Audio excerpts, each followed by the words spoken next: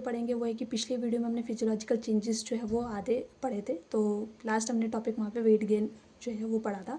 Next यहाँ पे पढ़ेंगे रिस्पिरेटरी सिस्टम में क्या चेंजेस देखने को मिलते हैं ड्यूरिंग प्रेगनेंसी। तो नॉर्मली जो O2 है वो 80 से 100 mmHg होता है और PCO2 35 to 45 mmHg, ये नॉर्मल कंडीशन में है। इन प्रेगनेंसी में हमारा जो PO2 है वो 105 mmHg हो जाता है और जो CO2 वो 32 mmHg होता है। तो कहा जाता है कि इसमें रिस्पिरेटरी एल्कोलॉसिस देखने को मिलता है प्रेगनेंसी में। ऐसा क्यों होता है? तो due to progesterone hormone.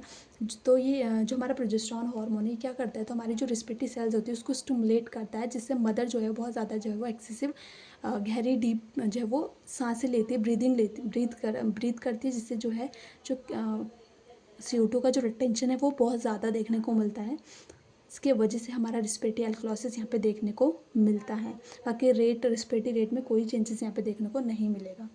Next बात करते हैं स्किन चेंजेस, जो कि मोस्ट इंपॉर्टेंट टॉपिक है फॉर द गवर्नमेंट एग्जाम्स। और मोस्टली ये या तो वीक्स के अकॉर्डिंग पूछा जाए या तो ये मोस्टली हमारा डायग्राम्स के थ्रू पूछा जाता है कि कौन से टाइप का स्किन चेंजेस यहाँ पे देखने को मिल रहा है। तो इस तरीके के आप जो इमेजेस बेस्ड क्वेश्चंस यहाँ पे पूछे जाते हैं, तो आप ये यूट्यूब में बहुत सारी फ़ोटोज़ के थ्रू इसको देख सकते हैं कि किस तरीके से ये है।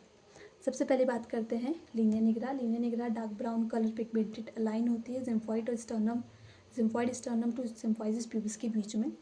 क्यों होती है? तो due to increase activity of melanocyte activity की इंक्रीज होने की वजह से देखने को मिलता है। ये आफ्टर 20 वीक ऑफ जेस्टेशन में देखने को मिलता है। स्ट्रे ग्रेविड्रम, इसमें pink colour small scratches mark जो है वो एब्डोमेन में देखने को मिलते हैं ड्यू टू ग्रेवियार्ड यूट्रस। तो इसके वजह से क्या होता है, पिंक कलर के पैचेस स्क्रैचेस बोल सकते हैं वो देखने को मिलते हैं, जिसको स्ट्रे ग्रेविडम बोला जाता है। और ये स्ट्रे ग्रेविडम क्या है, आफ्टर डिलीवरी ऑफ फीटस, यानी कि फीटस की डिलीवरी के बाद ये पिंक कलर से हमारे वाइट ब्राउन कलर पिगमेंट में चेंज हो जाते हैं, जिसको स्ट्रे एल्बिकेंस बोलते हैं। नेक्स्ट बात करते हैं कोलिज्मा। कोलिज्मा जो है वो डार्क पिगमेंटेड होता है नोज़, फॉरहेड या चीक्स। सेम वही डार्क पिगमेंटेशंस जो है वो देखने को मिलती है नोज़ में, फॉरहेड, चीक्स में। यही सेम कि हमारी जो मेलानोसाइट सेल्स है उसकी एक्टिविटी इंक्रीज होने की वजह से होती है। इसको मास्क ऑफ प्रेगनेंसी कहा जाता है या बटरफ्लाई साइन ऑफ प्रेगनेंसी भी कहा जाता है। इसकी ट्रीटमेंट के लिए हम एजोलिक एसिड ऑइंटमेंट यूज़ कर सकते हैं। नेक्स्ट बात करते हैं हमारे रेनल चेंजेस। तो रेनल में क्या क्या चेंजेस देखने को मिलते हैं, तो हमारा GFR रेट हम यहाँ पे इंक्रीज़ देखने को मिलेगा। 50% इंक्रीज़ हो जाता है प्रेगनेंसी में। नॉर्मली जो होता है वो 125 ml पर मिनट होता है। इन प्रेगनेंसी में ये 187 ml पर मिनट हो जाता है। CKD में 75 ml पर मिनट होता है और ESRD में 15 से 25 ml पर मिनट होता है। तो ड्यू टू GFR इंक्रीज़ हमारा जो आयोडीन लॉस है फीमेल में, प्रेग्नेंट फीमेल में, वो बहुत ज़्यादा होता है क्योंकि GFR का रेट बहुत ज़्यादा है, जिसकी वजह से जो है हम प्रेगनेंसी में बोलते हैं कि आयोडीन का जो इंटेक है वो इंक्रीज़ करने के लिए बोला जाता है। क्योंकि नॉर्मल जो RDA होता है आयोडीन का वो 0.1 mg पर DL होता है और इन प्रेगनेंसी में 0.3 से 0.5 mg पर डे हो जाता है। 1 टीस्पून सॉल्ट इन सफिशिएंट, वैसे एक चम्मच जो स्पून है वो सफिशिएंट होता है फॉर द आयोडीन की कमी को पूरा करने के लिए।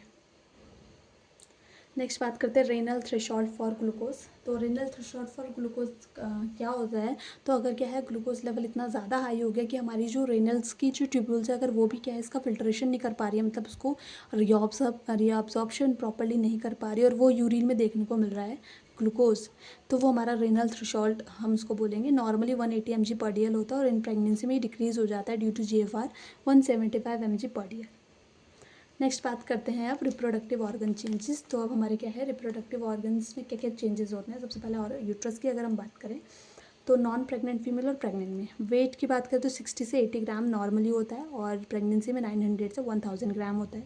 ऑर्गन पैल्विक कैविटी में होता है या एब्डोमिनल कैविटी में होता है। शेप की बात करें तो पायरिफॉर्म शेप या पियर शेप होता है। ये हमारा हर एक वीक में अलग अलग हो जाता है, जैसे 6 वीक में हैंड से एक एग जैसा हो जाता है, 8 वीक्स में क्रिकेट बॉल जैसा, 12 वीक्स में ग्लोबुलर शेप या फीटल हेड शेप की तरह और 36 वीक में स्फेरिकल शेप। तो इस तरीके से क्या है हमारा अलग अलग होता है नॉन प्रेग्नेंट कंडीशन में और प्रेग्नेंट कंडीशन में। वेजाइनल चेंजेस, तो वेजाइनल चेंजेस में सबसे मोस्ट इंपॉर्टेंट साइन ही पूछे जाते हैं कि कौन सा साइन कब देखने को मिलता है और किस वीक में देखने को मिलता है। ये गवर्नमेंट एग्जाम्स में बार बार पूछा भी जाता है। सबसे पहले जैक्वामियर साइन या Chadwick sign, bluish discoloration of vagina and cervix, यानी कि वेजाइना और सर्विक्स का ब्लूइश डिस्कलरेशन होना, उसको जैक्वामियर साइन या चैडविक साइन बोलते हैं। कब अपेयर होता है, तो 8 वीक्स में अपेयर होता है। नेक्स्ट बात करते हैं ऑसिएंडर साइन। और Osiander sign pulsation feels at lateral fornix, यानी कि लेटरल फॉर्निक्स में अगर पल्सेशन फील हो रही है तो उस साइन को ऑसिएंडर साइन बोलते हैं। और ये पल्सेशन क्यों फील होती है, क्योंकि वहाँ पे स्पाइरल आर्टरी और यूट्राइन आर्टरी प्रेजेंट होती हैं, उसके वजह से। अपेयर कब होती है, तो 8 वीक्स में अपेयर होती है। Goodell sign softening of cervix, जो कि हमारा 6 वीक में अपेयर होता है। नेक्स्ट होता है हमारा Hegar sign softening of lower uterine segment, appear होती है 6 to 8 वीक्स में। Palmer sign regular rhythmic uterine contraction with decrease intensity, ये 4 to 8 वीक्स में अपेयर होता है। और इसका 6 साइन होता है asymmetrical shape of uterus due to lateral implantation. तो लेटरल इम्प्लांटेशन की वजह से जो असिमेट्रिकल शेप हो जाता है यूट्रस का, उसको बोलते हैं। बट ये after 12 weeks of gestation normal हो जाता है, मतलब सिमेट्रिकल हो जाता है। ब्रेस्ट चेंजेस की बात करते हैं, ब्रेस्ट में क्या चेंजेस देखने को मिलते हैं ड्यूरिंग प्रेगनेंसी। तो मैमोजेनेसिस क्या होता है, तो एनलार्जमेंट होना ब्रेस्ट बड्स का, जो कि 6 to 8 वीक्स में देखने को मिलता है due to estrogen and progesterone hormone. Dark pigmented area around the nipple के अराउंड के एक डार्क पिगमेंटेड एरिया होता है जिसको प्राइमरी एरियोला बोला जाता है, जो 8 से 12 वीक्स में देखने को मिलता है। Sebaceous gland present around the nipple, तो निप्पल के अराउंड के सबीसिस ग्लैंड होता है, बट क्या होता है non visible in non pregnant female. तो नॉन प्रेग्नेंट जो फीमेल है उसमें वो नॉन विजिबल होता है, हमें उस टाइम पे वो शो नहीं होता है। बट इन प्रेगनेंसी में due to increase amount of estrogen progesterone, यानी कि एस्ट्रोजन प्रोजेस्टेरोन के बढ़ने की वजह से प्रेगनेंसी के टाइम पे ये हाइपरट्रॉफी हाइपरप्लेजिया देखने को मिलता है। तो हाइपरप्लेजिया हाइपरट्रॉफी देखने को मिलता है, जिसकी वजह से हमारी ये प्रेगनेंसी में विजिबल होती है, जिसको मॉन्टेगोमेरी ट्यूबरकल्स के नाम से हम बोलते हैं, जो 12 वीक्स में देखने को मिलती है। फिर light pigmented area around the dark pigmented area, तो लाइट पिगमेंटेड एरिया के अराउंड के एक डार्क पिगमेंटेड एरिया होता है जिसको सेकेंडरी एरियोला बोला जाता है, 20 वीक्स में देखने को मिलता है। Sticky secretion from the breast, तो ब्रेस्ट से अगर स्टिकी सिक्रीशन देखने को मिलता है तो कब मिलता है, तो 12 वीक्स में देखने को मिलता है। और अगर थिक सिक्रीशन आ रहा है तो वो हमारा 6 वीक में देखने को मिलेगा। नेक्स्ट बात करते हैं मेटाबॉलिक चेंजेस की। मेटाबॉलिक चेंजेस में अगर मदर फास्टिंग में रहती है तो हाइपोग्लाइसीमिया में चली जाती है, पोस्ट पैरेडल यानी कि खाती है तो हाइपरग्लाइसीमिया, जो कि हमने पिछले वीडियोज़ में पढ़ लिया था, ड्यू टू HPL हार्मोन। तो HPL हार्मोन के बारे में ऑलरेडी हमने पिछली वीडियो में पढ़ा था, इसका काम क्या है, ठीक है। तो अगर किसी ने ये वीडियो नहीं देखी तो प्लीज़ पीछे जाकर एक वीडियो को देख लें। वाटर बैलेंस इन प्रेगनेंसी, तो वाटर बैलेंस में क्या है, तो due to increase estrogen progesterone हमारा एक्टिवेट हो जाता है RAS एंड ADH सिस्टम। इनका मेनली काम होता है फ्लूइड को रिटेन करना बॉडी में, तो इसकी वजह से फ्लूइड रिटेंशन बढ़ता है, हाइपरवॉलीमिया कंडीशन होती है, और फ्लूइड जो अमाउंट है वो 1.5 से 3.5 लीटर होता है। टोटल जो फ्लूइड होता है इन प्रेगनेंसी में वो 6.5 लीटर तक क्या हो जाता है, रिटेन हो जाता है बॉडी में during pregnancy. Next GI system में क्या चेंजेस आते हैं, तो इसमें हमारा नोजिया वॉमिटिंग देखने को मिलता है due to increase HCG level, loosening हो जाता है कार्डिक स्निक्चर, तो इसके वजह से हमारा हार्टबर्न पायरोसिस वाली कंडीशन देखने को मिलती है।